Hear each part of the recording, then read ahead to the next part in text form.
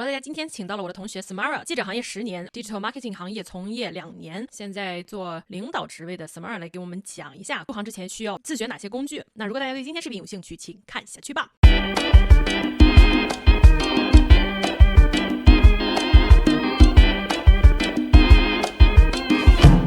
So first, introduce yourself a little bit, like your background and work.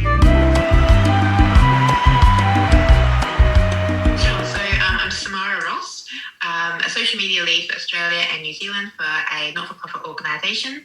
I've been in this role for almost 2 years now. Oh, good.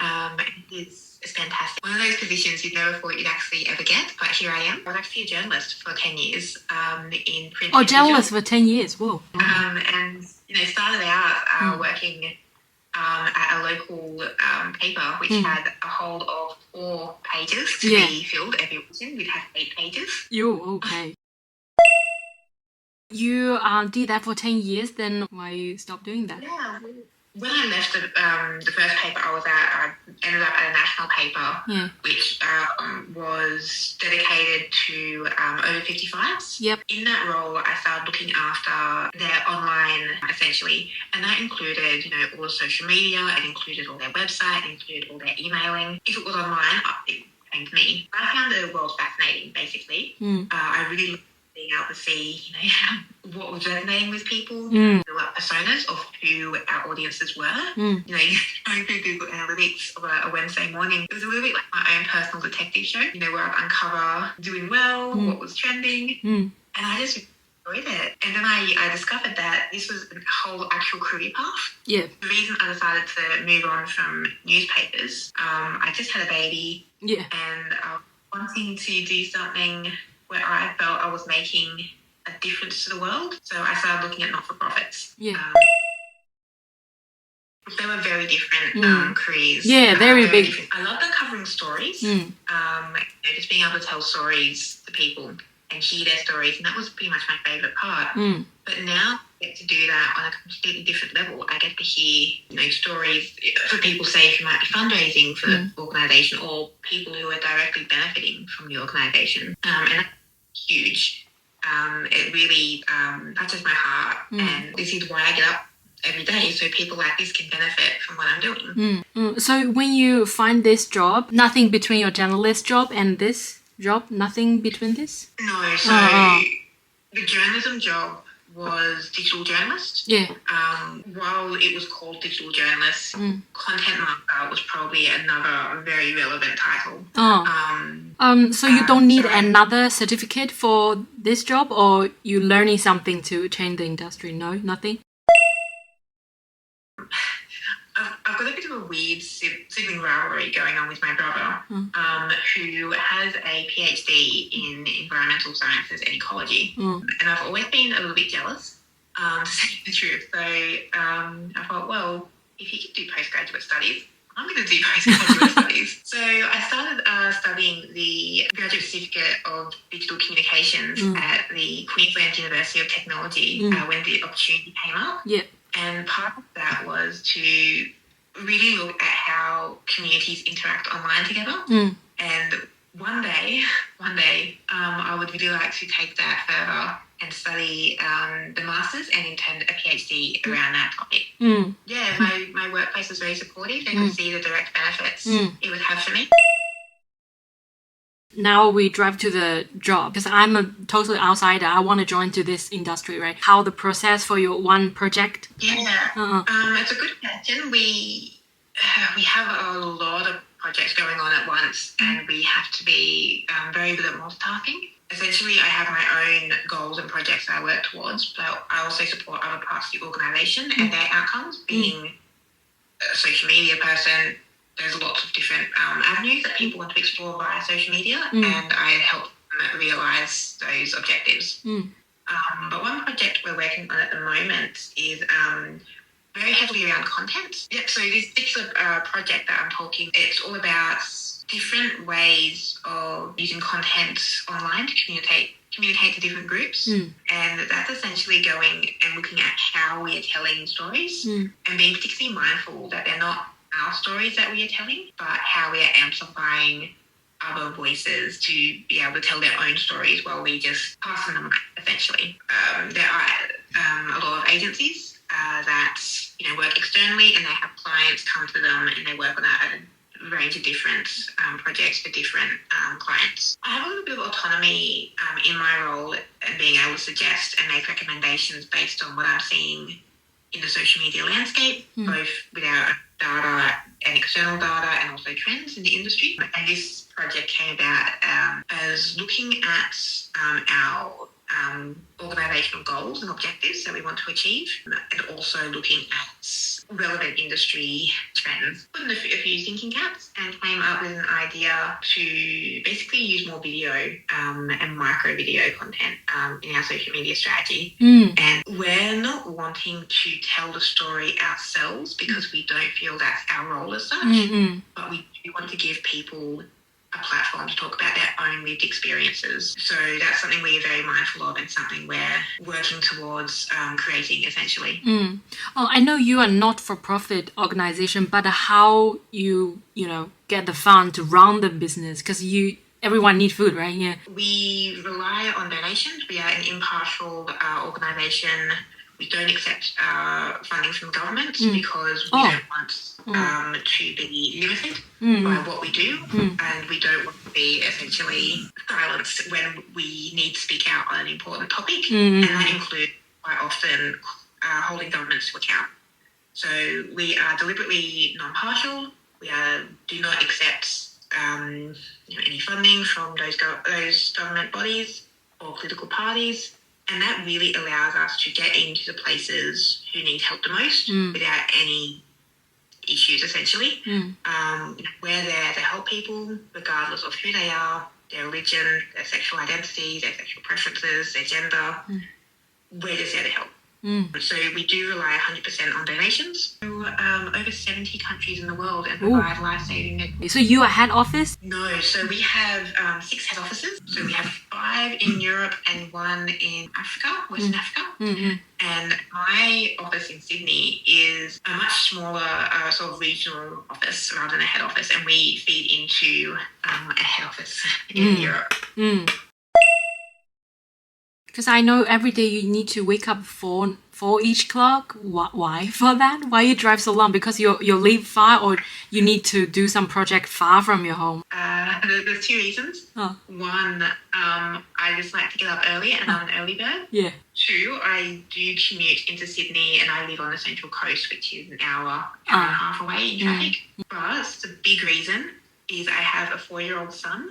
And I need to be home in time for school pickups. So you move the time early. So I can finish early and be home in time to pick him up, cook dinner, Oh my God. Respect. For me personally, I think the social media strategy components were fantastic. Yeah, project-based one. And mainly that's because we're essentially in an industry setting. As you know, we're working with real-world clients. I really feel like that allowed us to sink our teeth into something tangible that we would do. And, I was actually doing alongside in my office, creating a social media strategy for that organisation. So I was like, okay, I can see very big parallels here. Previously, when I studied at uni, whilst working, there were some very big disconnects with the course material and what I was actually doing, and I found that frustrating, but not in this case. This was fantastic. Do you need to do a project like what we did for Women Foundation? Same? I do a social media strategy each year to give me an idea of where I'm going and how I'm going to get there. It's basically a roadmap. And I look at data from the previous year and go, okay, great, we did fantastically, in which party improved? How can we build upon that? And for what we start, which part you think, in real world, nobody do this? I remember when we do the charter, and just said, in real world, nobody do this.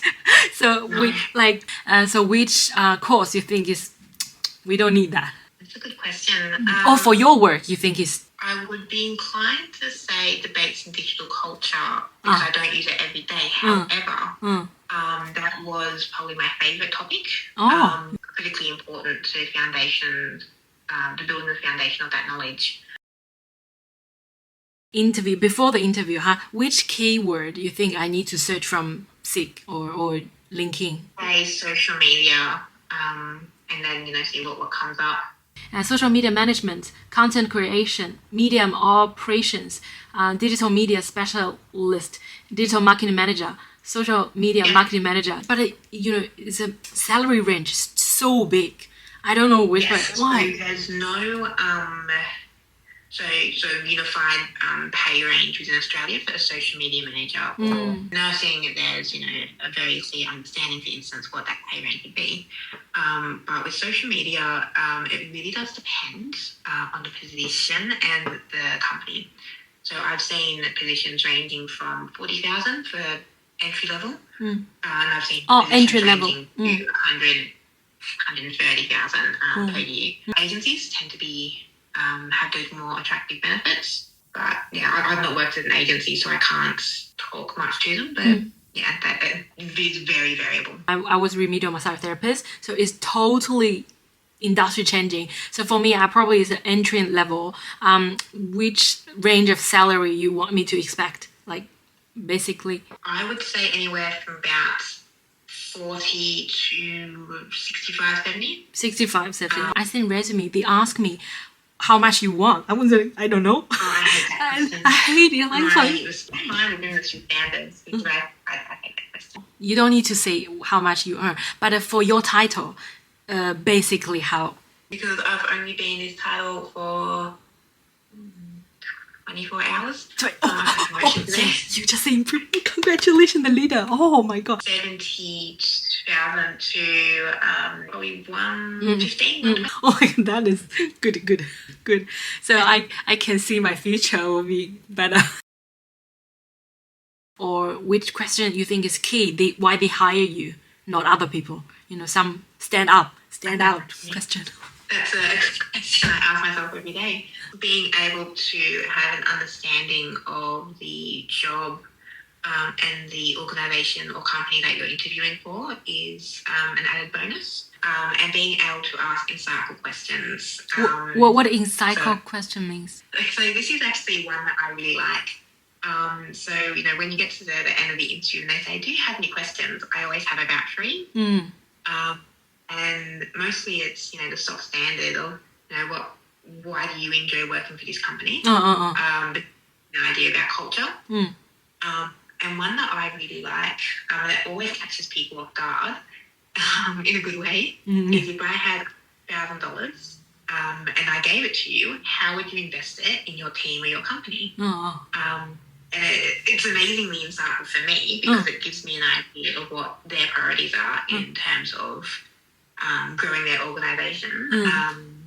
A lot of people, some people say, I'd invest it in the technology, I'd invest it in the tools, I'd invest it in the teams, or, I'd invest it in training. Some people will say, I'd take my entire team on a cruise, but they're really good and insightful answers, and it's very telling as to what is important in your heart.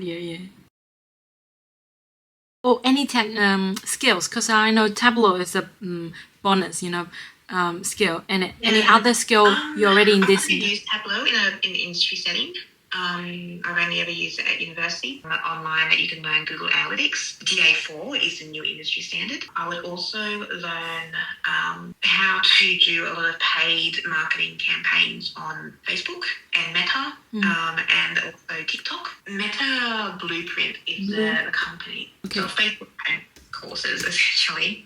Do another skill would be content creation. I am a big fan of Adobe.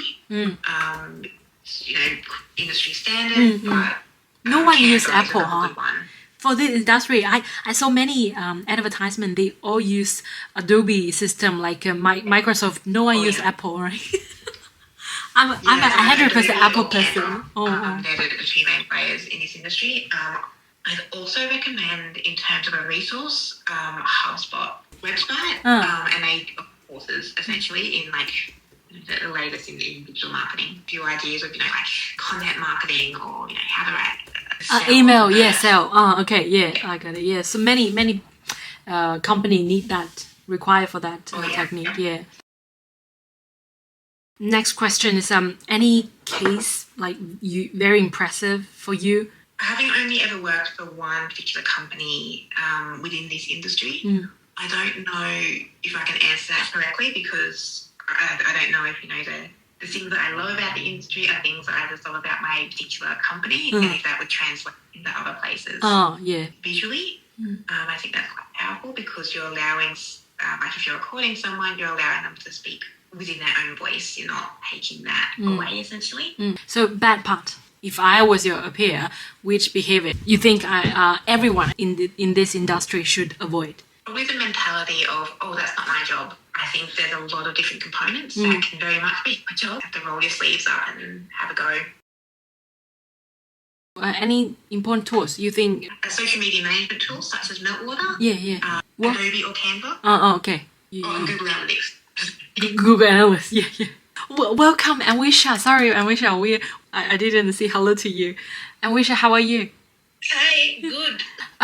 For my part, I think all the questions I already asked are good. Thank you so much for Samara. Come to my channel to answer all the questions. So, 如果你对 Samara 的视频有兴趣，请现在点击右上角的白色小标签，你就可以跳转到她的视频。感谢大家收看，大家下次再见。